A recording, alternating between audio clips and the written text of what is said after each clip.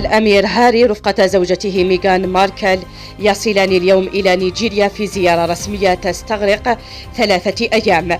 ويفتتح الأمير هاري وميغان ماركل إقامتهما في نيجيريا التي جاءت تلبية لدعوة من رئيس أركان الدفاع بزيارة لإحدى المدارس قبل أن يلتقيا رئيس هيئة الأركان. أما يوم غد السبت فسيحضر ثنائي جلسة تدريب خاصة بمنظمة نيجيرية خيرية، إضافة إلى حفل استقبال تكريما لعائلات العسكريين.